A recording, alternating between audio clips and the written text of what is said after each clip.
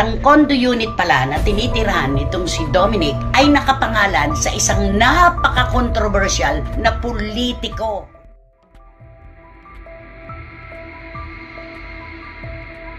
Ito ang sweet video nila ni Bea Alonzo, na ipinost ni Dominic Roque noong Oktubre. Sa gitna ng mga balita na hiwalay na sila, muli itong ibinahagi ni Dom ngayong araw. Ang caption ni Dom, "Bea is a beautiful person inside and out." Dagdag pa niya, "No hate, bashing and negative things please." Maging ang kapatid ni Dominic, ay may paglilinaw rin sa post na Wolf in Sheep's Clothing, noong Martes. Work-related daw ang post niya at hindi niya naisip, na mabibigyan ito ng ibang kahulugan. May pasabog naman ang showbiz columnist na si Christy Fermin, tungkol sa break-up umano ng dalawa. Naungkat din ni Nanay Christy sa kanyang personal vlog, na ang high-end condo unit ni Dominic, ay pagmamay-ari umano daw ng isang kontrobersyal na lalaking politiko.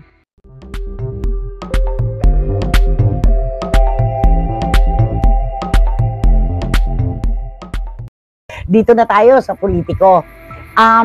Sinabi ko nga po kanina na dalawang senador po ang tumawag sa akin, si Senator Rapi Tulfo at si Senator Jinggoy Estrada. Natural lamang po na reaksyon niya ng mga politiko ngayon. Kasi hindi lang po showbiz ang binubulabog ngayon ng hiwalayang Dominic at Bea dahil meron ngang nadamay na politiko. Di ba? Di ba, Romel? Ano ba ang tanong mo dyan? Nako, eto na nga, maghihingi muna ako ng sorry sa aking mga kaibigan, nanay, na patuloy na nagme-mensahe na baka sabihin niyo, suplada po ako. Wala po akong masasabi sa inyo, ngingitian ko lang po kayo dahil alam niyo naman po, ito ay antayin natin ang panahon ang mag-reveal kung sino siya. Okay. Diba? Ay, yan din ang sinagot ko rin kanina kaya Kuya Rafi at saka kay Senador Jinggoy, halakhak, puro halakhak. Nanay, sabihin mo na, sabi ni Kuya Rafi, yung mga kasama akong politikong binubuliglig ako, tinatanong ako, tanongin mo naman sa nanay mo kung sino yun para malaman natin. Si Senador Jinggoy naman, nanay, nasa Senado ba yan politiko? Nasa ano ba, mababang kapulungan? Ano ba? Anong posisyon niya? Wala akong sasabihin. Sabi ko, eto po ang taya ko sa issue na ito. Kami po ang naglantad nito. Alam ni Dominic Roque na hindi imbento ang kwentong ito. Alam ni Dominic Roque na totoong may pangalan ng politiko na dapat sambitin sa isyong ito. Alam ni Dominic Roque kung sino ang may-ari at kanino nakapangalan ang condo unit na mamahalin na tinitirhan niya. Alam ni Dominic Roque na siya ang dapat magpaliwanag at magbukas ng issue at hindi kami. Yun ang aking taya dito. Kailangan siya ang magpaliwanag kung bakit lumulutang ang kwentong ito. Hindi pwedeng kami. Dahil hindi naman kami involved hindi naman kami sangkot. Diba? At saka, ang daming sources, kalat na kalat ito. Alam mo, Dominic Roque, na meron kang kailangan sabihin. Alam mo na meron kang dapat na linawin. Hindi naming sinabing karelasyon mo yung politiko. Wala kaming sinabing kahit ano. Pero ang pagpapaliwanag para maliwanagan ang mga nag-iisip, sa iyo dapat manggaling. Hindi sa amin. Ang burden of, di ba naman, ang burden of proof, ika nga sa korte, ay wala sa amin. Nasa iyo yan. Yun yun. Okay. Eto. Sige, Romel, sige. Kaya nga, antayin lang po natin. Alam mo na, ito pa, pinsan ko na sa Abra. Abra to. So, sabi niya, Kas, ano to? Sino ba to? Sabi ko, Kasin, alam na this. Sa mga susunod na panahon, lalabas din yan. Wag mo naman akong kasi syempre sasabihin mo, naku, pinsan ko kasi yan si Romel Chica, galing sa akin. So, paano? Eto. Kung alam ni, si John ito kung alam ni Dominic na may dapat siyang ipaliwanag tungkol sa politiko, alam din kaya ni Bea Alonzo kung ano ang kwento. John, diretso kong sasabihin sa'yo, oo. Alam ng partido ni Bea Alonzo. At alam ko, sa opinion ko, isa ito sa maraming dahilan kung bakit ang paglakad papunta sa altar ay hindi matutuloy. Yun ang alam ko. Yun lang nga po, pwede po akong mali, pwede rin po akong tama. Piliin na lang po natin. Basta isang bersyon lang po ng tama ang totoo sa buhay na ito. Wala pong dalawang bersyon ng katotohanan. Correct. Yun. Maraming kwento kayong mababasa at naririnig, kaya sabi ko nga sa inyo, dito kayo tumutok para alam nyo ang tunay. Dito tayo sa totoo, ika nga. Okay, eto, sabi ni Mayang, Lara May Abrigo, Nay, maniniwala ka po ba na nag-add to cart po ako ng Ulta Bio kasi hindi po talaga ako nakatulog kagabi?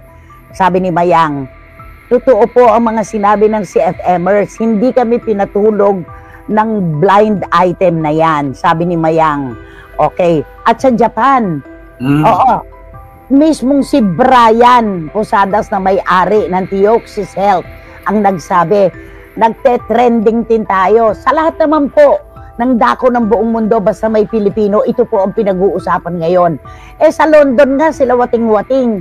Sa Belgium, si Miss Nags. Sa Iram Lia, dahil alam ng mga tao na malapit sila sa atin.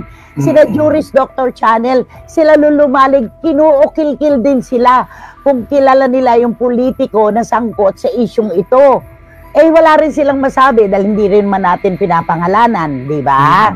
Ayun. At si Neneng Putot Gensoli, maraming nagmamahal kay Bea, mabuti na lang, sabi ni Neneng Putot. Okay, at eto, Nanay, present po ako, tulala lang habang nanonood sa inyo. Napagod po kasi yung mga neuron sa brain ko. Ahaha. Nay, nasa chuchu ba yung kondo na benefactor ni Dom? Tama. Tama yung hula mo. Kung ano yon, kondo. Alam, tama. Okay? Aha. Naku, nakakatuwa talaga. Alam mo yung mga ano ko, ka-reunion ko kagabi? Siyempre naman, di ba, mahal nila ako at mahal ko sila. May pagkamarites din sila dahil sumututok din sa CFM at sa SNN. Pero hindi katulad nung pagkamasyadong pagiging marites ng showbiz talaga, di ba? Yun. Sani Maravilla, maraming salamat, walang anuman. Okay, at sabi ni Tita Nene Olanday, Tita, siguradong napakasaya ninyo sa inyong reunion. Masarap sa pakiramdam ang pagkikita nyo. Tita Nene, tinatago ko po ito sa puso ko. Sa totoo lang. Sabi ni Paulo Obalde, Nay, basta ramdam ko, congressman yan. Wala yan sa Senado. At yung kondo po, nasa BGC. Palpak lahat ang hula mo. Gumamit ka ng Ulta Bio para magkaroon ka ng magandang ano. Okay.